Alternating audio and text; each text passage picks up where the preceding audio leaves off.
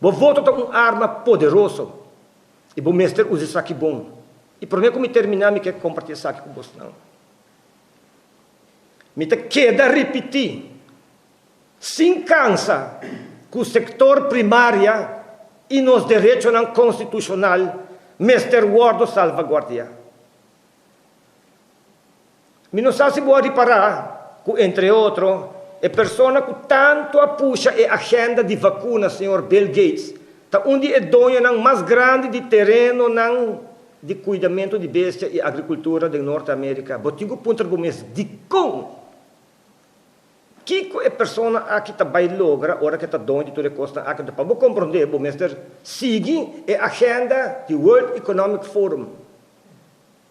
O mestre ponto do mês de com se tanto interesse Holanda tem para cuidar do nosso país, para cuidar de com e nota promover o setor primário e de com Holanda, no momento aqui, a mim tem mais vergonha do governo holandês, no momento aqui está atacar sector primário com força à base de uma agenda do World Economic Forum. País Aruba, mundo inteiro, tu gente que por compreender a mensagem aqui, legal, me bisabo é aqui. Se abo no lanta, cuida do direito. Se abo no lanta, exigir de bo governante não. Para cuida do direito não, para qual vota e põe aí não. Então é hora espera que também tem revolução. Caminha com corte de lei, trapa direito humano, resta nada outro que simplesmente esse aí. E o que teme de diferentes países, que também tem guerra civil para sobre todo o problema na área, como entre outros mencionando, está tomando lugar.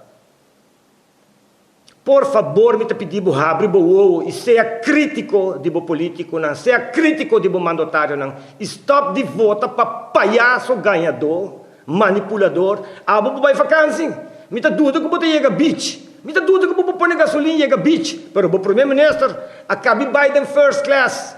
Holanda vai passar vacância, então pretender depois, você que me quita de minha vacância para mim cobrir um discurso nacional, um ganho política para que o fulle povo. Você quem está paga para discurso nacional, vou pagar pé, não tem a pagar pé. Estava pagar pé. Então já é outro que ajuda a massacrar o país. Que o senhor Mike, líder de AVP, está bem de lá, bem pretender, bem hunga seu rol, que ele tinha solução, e so forth. É uma tabela de um penthouse para anos, cabe que dá 4 anos na sua casa, sem traha. Sem overbrugging, biba da grande, abo tá atrás 7 dias para semana, 2, 3 trabalho, bota de uma noite preocupar, já bota bira vai voltar para mesmo 2 palhaços não aqui. Respeitar o voto, assim um grande favor, respeitar o mês, respeitar o país, respeitar nosso futuro, respeitar nosso direito não.